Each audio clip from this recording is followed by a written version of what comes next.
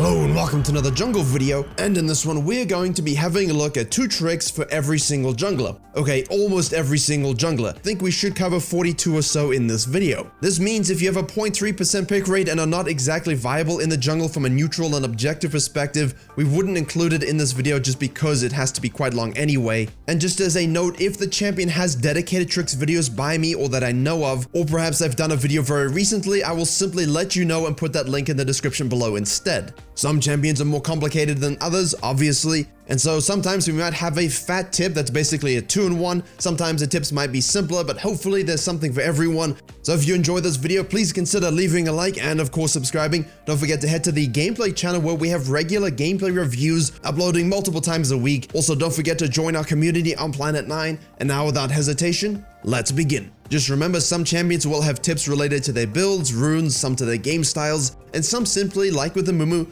doing blue grump together that lets you get on the field quicker. Now, most Mumus in lower elos up until Diamond can actually handle many junglers themselves. However, a most practical tip is to simply do blue and grump together. You get the E cooldown because you're tanking multiple targets, and now you can actually get on the field and gank before the enemy jungler. A lot of Mumus feel like they're weak early, that they cannot get onto the map. This is incorrect, and most of the time, little tips like this with your clears and pathing let you get on the field earlier and therefore get ahead. But also, with simple kits, you want to be reliable. Holding your Q until after using your ultimate can be absolutely huge. Using a long-range skill shot means if you miss it, you're not going to have the R follow-up. So use good angles, use your flash, get your ultimate off, hold your Q until they're stunned, and now you can land a 100% guaranteed hit.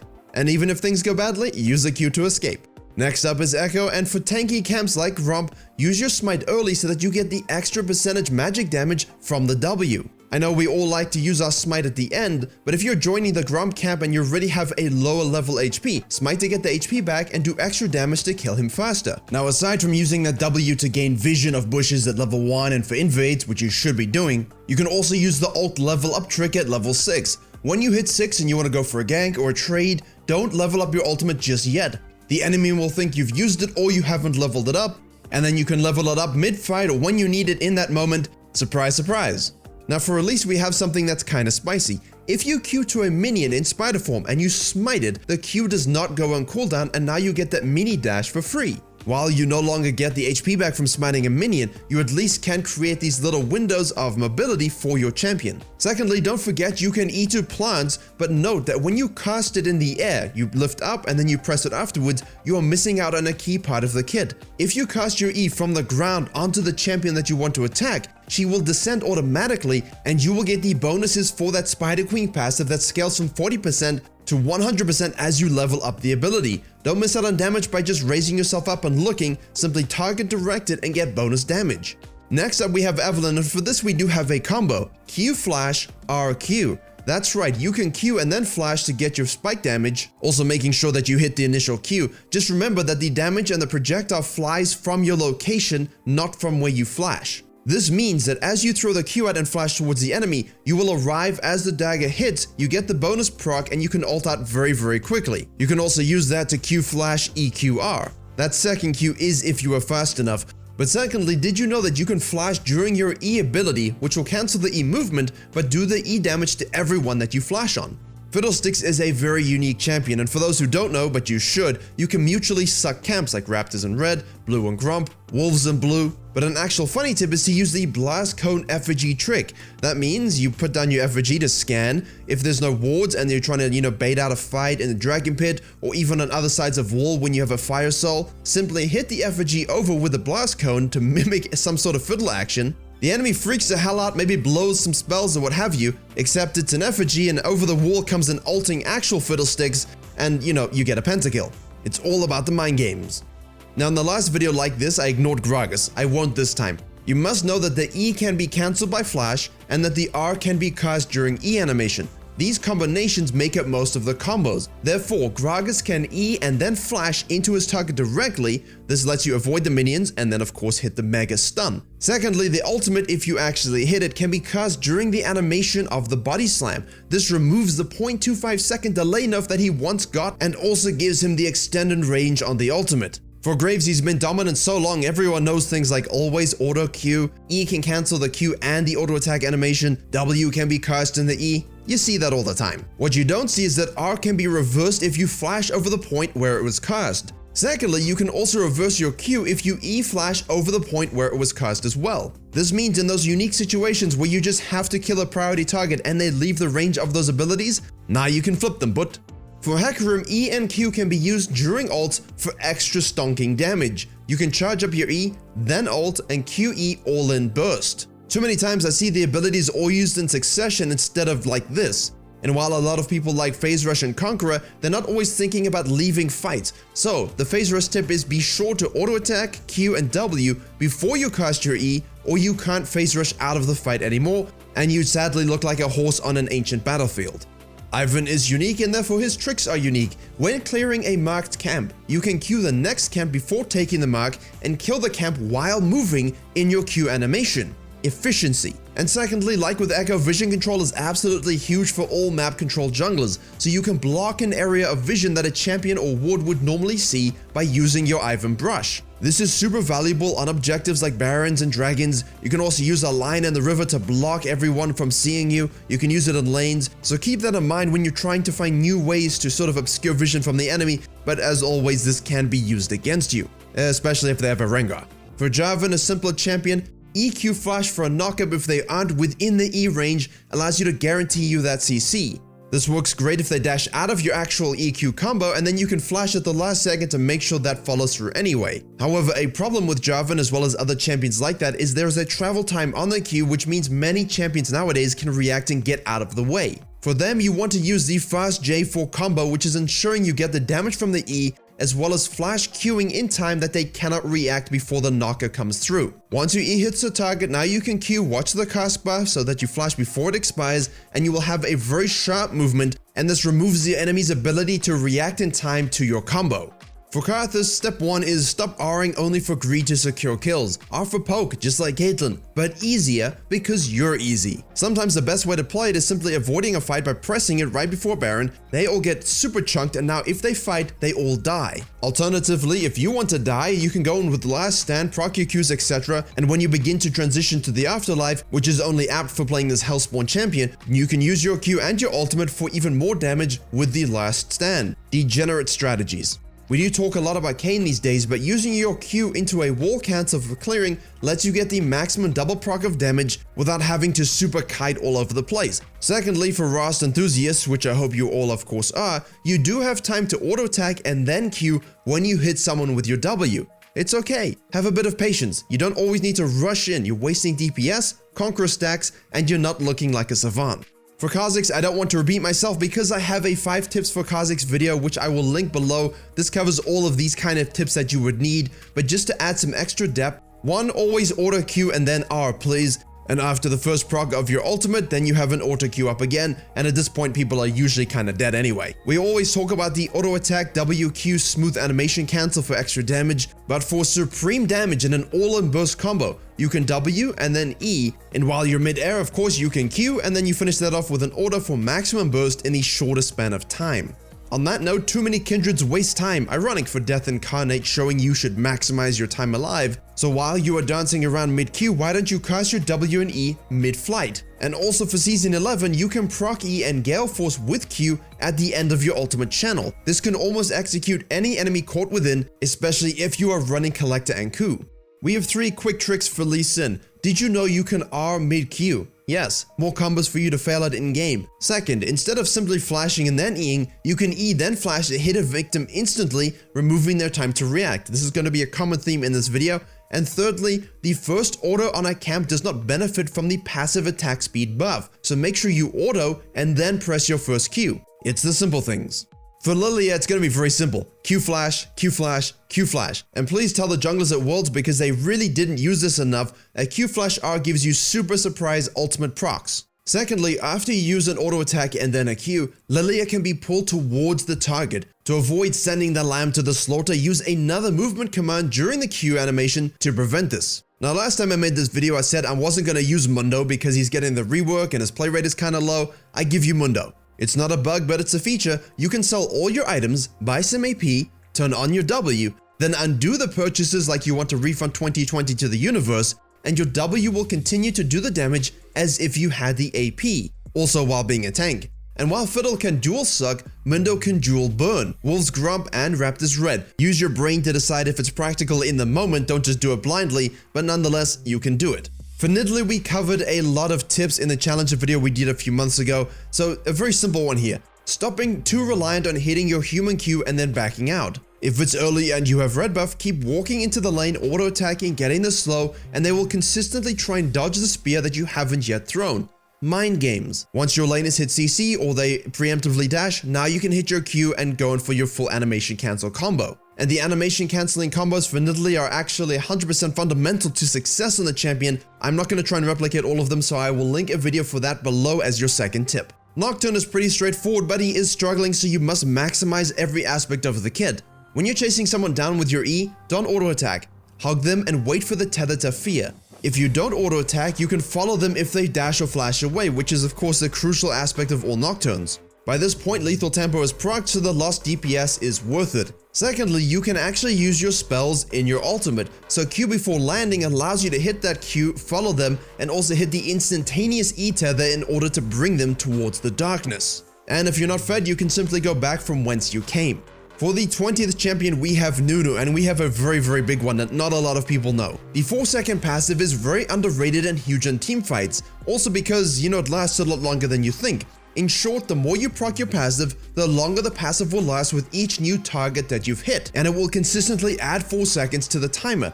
That means hitting multiple targets is OP with your E ultimate because you get the passive to last longer based on how many enemies you've hit. So if you hit a 4-man ultimate, you will have 4 times 4 16 seconds of your passive, and that is absolutely disgusting for not only Nunu, but also to whichever champion has the highest attack speed in your area. So make sure in fights, if you're selecting a single target and fighting them, swap to another one to keep that passive active, and basically you can look to have as much uptime as possible throughout all those long skirmishes.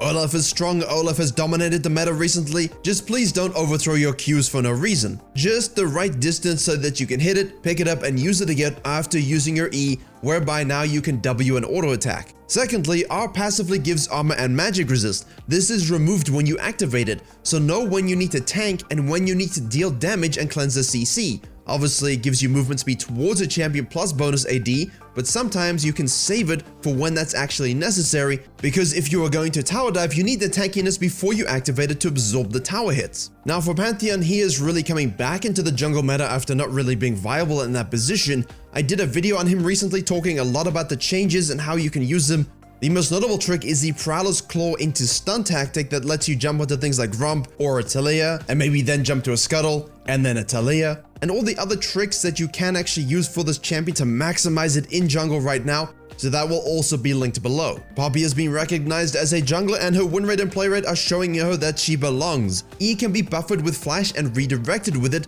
much like Vayne's Condemn. And secondly, people don't realize this, but Q Flash. It's a thing. Removing reaction time from enemies' decisions is fundamental to outplays and also beneficial if you yourself have slow reaction time. ElRamos! Not that much to talk about here, but let's talk about the E-Flash buffer that again removes their reaction time. If you are struggling to get into the backline to get on the priority target, use the E-Flash buffer onto the ADC and now they can blame the support for not having Mikhails when they could have just had QSS. Also, you want to make sure you use your Q to knock back enemies into your team, so you can use that Hecarim Flash bait trick where you kind of hover before you knock in. Too many times people make it very telegraphed. Try flanking, try moving around, position enemies in a better way for your team to follow up. Now, rack size ones are actually very interesting. You can actually knock someone up in your E in the first part of the process, which is before going into the main core travel part, that's part 2 of 2. By right-clicking any target on the path as you begin the E in that part 1 phase, you can actually knock up someone who is on the direct path of your E and then carry on finishing your E movement. If that teamfight mobility isn't your thing and you want hyper mobility, there are certain spots you're seeing on your screen now that you can place tunnels right next to the wall where you can actually enter the tunnel from the other side of the wall, allowing you to get 2 walls distance when you're trying to escape or move from one part of the map to another. The outplay potential for this is absolutely huge, and because you can enter into it and they can't step on it, it gives you safety when you're trying to steal dragons as well. Like with Kha'Zix, I have many Rengar tricks already in my guides as well as a dedicated video to it, so I will link that below, which includes things like E-Flash versus Flash E, all kinds of bush jump tricks and combos that you need. There's really not a lot of things that haven't been covered with him specifically. Also, I can recommend heading to Dopamine's channel for more educational content on the champion. So if you're looking for something fresh with Rengar, I apologize, but all those videos already exist. Unlike the enemies you're one-shotting with Eclipse, Essence Reaver, and Collector. For Sejuani, many of you know you can cast your ultimate while queuing for the Mega Surprise Chain CC. You can also, however, cast your W during the queue to make sure your passive on the E gets stacked up faster. And secondly, while we're memeing the Smite Teleport Sejuani that I showed on the gameplay channel, please use your Q and redirect the Q with Flash for quicker mechanics in early ganks to make sure you can hit people immediately and then follow up with your W slows and E stuns. Now next up we have Shaco. The first tip is to refund the champion because you are demonic hellspawn. The second tip is if you have a clone, run very far away, and then you can queue out of the leash range of the clone to have it pop back for a Jack-in-the-Box surprise. And this is the kind of nonsense that makes kids think they're Houdini. But memes aside, make sure you are getting better at microing the clone and fooling people. Things like placing a box to cut off their escape paths, using Q and Alt when low so the clone shows first and it hopefully dies and fears them, and then you can throw an E. Or even use your R when you have 6 and the enemy didn't spot you yet, so your clone is still shown as level 5. Not always practical, but like Echo, part of the mind games. Next up we have Shyvana. For early clears, if you are using that E and you're on the chickens, wait for 1 tick of the jungle item burn and then W. The small baby chickens will die to the burn and then you can save your E cooldown for the wolves, which is hugely crucial from the bonus HP damage you get from giving the E mark. And on the note of holding spells, sometimes it's better to actually do just that. It's better for generating fury, as Grump now gives you 20 fury, and when you use Q on a plant it grunts 2 instead of 1. It's all about that dragon form uptime. For Skarner, I recently covered a lot of important notes in the Hidden OP Jungle series I did on him, but you must remember that Q cancels the auto attack animation, and auto attacking reduces that cooldown and gives you that percentage max HP more often, so be consistent. Also secondly, you don't need to always R someone and then pull them towards somewhere. The enemy is on a stick, so you can rotate them around during your ultimate without pulling them off, and this cuts off escape routes, and then you can save the follow-up E auto attack stun, and this will guarantee a kill if you don't have the damage to kill them for the duration of your ultimate. Now Talia's one is kinda basic, but always W and then E for the faster combo. Talia thrives on fluidity of mechanics, and it is difficult to hit that W reliably. But also, if you throw out your E and then try and Q an enemy onto them, they know what you're going to do. You're telegraphing your moves. It's much easier to W and you have time to E afterwards and then follow up with your Q, which gives a much bigger burst proc. Secondly, please turn off the autocast on your W, given the nature of the dragon a mechanic. Having the auto aim turns off causes less issues, ensuring you can hit the direction you want instead of having it knock enemies in the opposite direction. Turn it off to have more control and more accuracy. Trundle is straightforward, and Trundle's not having exactly the best time at the moment. Advanced pillar placement is the biggest differential between good Trundles and actual trolls. Make sure you block paths near walls. Make sure you leave small gaps to funnel enemies towards you so that you can line up better skill shots from your teammates. Block paths of escape. Just, think before you place. Now, while I said we wanted good play rates to be in this video, Twitch is so cheese and the support Twitch is around, so the principles kind of translate. Melee ADCs don't exist except for Twitch because the maximum orders after stealth is crucial for the spreading of your cheese. You know the level 2 ganks that Twitch players have to do because they need to rely on their trickery because they can't actually jungle? Get as close as you can, make sure you position properly, get as many orders out as possible. And this is because targeting champions only, plus the attack move interacts very strangely with the Twitch ultimate when you get to level 6, so you will end up actually auto-attacking minions. It is recommended that you actually right-click on the champ you wish to expunge. Next up we have Udyr, who is actually having a very enjoyable Season 11. Swapping forwards between camps though is huge for your clear, given that it gives you more of your passive, which is the movement speed and attack speed. Priming that W before gank also will make it easier for you to hit your E. Anything that helps telegraph champions hit those spells is always useful. Secondly, each sort of playstyle has its own order of abilities that you should use, but if you have 18% CDR or the equivalent amount in haste, you will be able to keep permanent 3 stacks on your passive with a single ability. So that means, E-spam baby. For Vi, we have the Ryuzaki combo where you can animation cancel your Q and ultimate, which also gives you a smooth W stack. You can also here use that ultimate on different targets. Simply Q in before Q2 finishes, make sure you press R, you will get the damage from Q as well as the knocker from the ultimate. Being able to use it on different targets can be very good if you're looking to have double damage or double CC. Secondly, it's obvious, but just to put it out there, you must know the Q flash Q combo or the Q1 Q2 flash combo for some super quick hits in your early ganks before you get the lockdown ultimate. Now for my good old Volibear, I have a full in-depth guide, very long, that includes everything you really need to know about the mechanics, so I will focus on this one big thing, which is that all abilities except for the W are instant cast. So stop placing them like you're a geriatric duck. It also means you can E while queuing to hide the fact that you actually activated it, which means you can Q towards a target, throw down your E, and then flash Q, the E will hit, and then you can auto attack W cancel for the extra damage combo. They have no time to react and they don't realize that your E was already flying down from the sky as you flash Q. This is huge if you're going AP, but also fundamental for your early invades, especially for the burst damage with your PTA. And if you are a regular on my channel, you know that Warwick has been a staple for many years. Most tips and combos have been covered at some point, so as a refresher, use your Q to avoid CC spells, which also allows you to prevent aftershock procs and even mess up enemy combos. This can always be done with your tap and hold on the Q, which I have a whole dedicated guide on how to use. And also don't forget to use your ult to avoid CC in crucial moments like Bard ults, Malphite ults, etc. It doesn't always have to be used to face smash. And on that note, I don't see this a lot, but if you're gonna be the engager for your team building full tank, you can prime your E and then R into the team. The E will be set off, causing mass hysteria, which is great for follow-up, if your team actually does that. Finally, please remember the healing on your auto attacks as you get low HP, the more damage you do. All of this allows you to stick around way longer and force enemies into bad fights. For advanced Warwick play, you can always go to Korea and look at Wick 99 or even SKT Worried. They actually make it work in high elo on that server.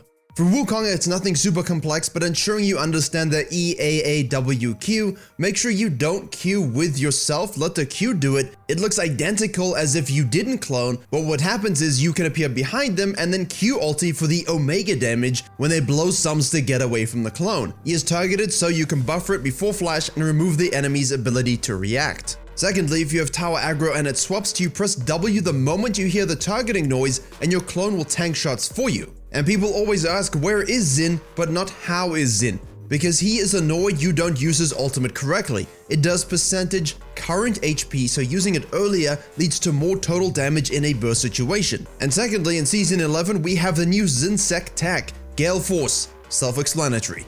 Now for Master Yi, if you must feel the need to play this inexplicable champion, then trying the Season 11 Duskblade Master Yi tag allows you to really count the seconds on your Q for it to come up again, because you have 1.5 seconds of stealth after you get a takedown, so you can buy time to show again, which is huge versus heavy CC comms where you need your Q mainly to avoid that crowd control. Secondly, the W bug that is now a feature. If you get hit by a tower shot, as soon as the next one is about to hit you, immediately W and cancel as you would with a WAA cancel, and it will greatly reduce the damage you absorb while diving, because that's exactly what he needs. And finally, we have Zac, a simple champ to finish, but make sure you know that people can TP to your blobbies, which is great for Clash and Flex 5s, and that you can W in your ult, and thirdly, you can smite while using E for the super fun drive-by Drake Smite steals. Okay, I'm exhausted. There you have it, almost every single jungler with a couple tips to help you use them in a different or more optimal way.